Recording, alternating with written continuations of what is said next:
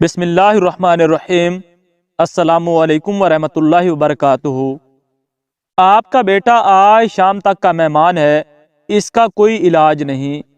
Doctor کے یہ الفاظ سن کر مولانا رو پڑے اور اپنے بیٹے کو گھر لے آئے۔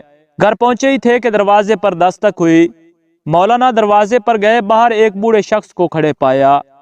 حضرت نے سلام و دعا کے بعد پوچھا، بابا جی خیریت سے آئے ہو؟ وہ کہنے لگا کہ خیریت سے کہاں آیا ہوں، ہمارے علاقے میں ایک قادیانی مبلغ آیا ہوا ہے، وہ لوگوں کو گمراہ کر رہا ہے، پوری امت گمراہ ہو رہی ہے اور آپ گھر سے ہی نہیں نکل رہے۔ مولانا نے جیسے یہ بات سنی، آپ کی آنکھوں سے آنسو بہہ پڑے، چند کپڑے، کتابیں اور ضروری چیزیں بیگ میں ڈالیں اور گھر سے روانہ ہونے لگے۔ بیوی نے دامن پکڑ لیا اور کہنے لگی کہ مولانا آخری لمحات میں اپنے نوجوان بیٹے کو اس حالت میں چھوڑ کر جا رہے ہو۔ مولانا نے آسمان کی طرف نظریں اٹھائیں اور کوئی جواب نہ دے سکے تو جاں بلب بیٹے نے کہا، ابا جان میں آج کا مہمان ہوں، چند لمحے تو انتظار کر لیجئے، میری روح نکل رہی ہے، مجھے اس حال میں چھوڑ کر جا رہے ہو۔ مولانا نے اپنے نوجوان بیٹے کو بوسہ دیا، رونے لگے اور فرمایا، اے بیٹے بات یہ ہے کہ میں محمد صلی اللہ علیہ وآلہ وسلم کے دین کی خاطر جا رہا ہوں، کل قیامت کے دن حوض کوثر پر ہماری تمہاری ملاقات ہو جائے گی۔ یہ فرمایا اور گھر سے روانہ ہو گئے۔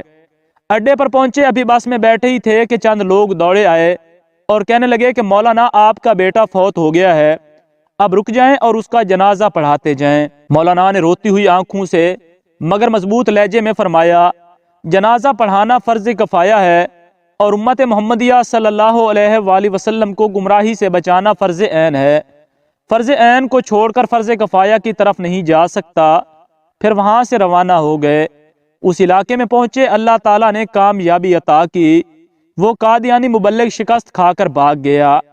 3 دن کے بعد مولانا گھر واپس پہنچے، بیوی قدموں میں گر گئی اور رو کر کہنے لگی، مولانا جب آپ جا رہے تھے تو بیٹا آپ کی راہ تکتا رہا اور کہتا رہا جب ابا جان واپس آئیں تو انہیں میرا سلام عرض کر دینا۔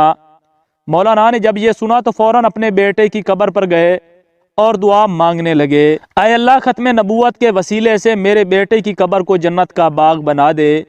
مولانا دعا مانگ کر گھر واپس آئے تو رات بیٹے کو خواب میں دیکھا۔ بیٹے نے اپنے ابا سے ملاقات کی اور کہا کہ رب محمد صلی اللہ علیہ وآلہ وسلم کی قسم، ختم نبوت کے وسیلے سے اللہ تعالیٰ نے میری قبر کو جنت کا باغ بنا دیا ہے۔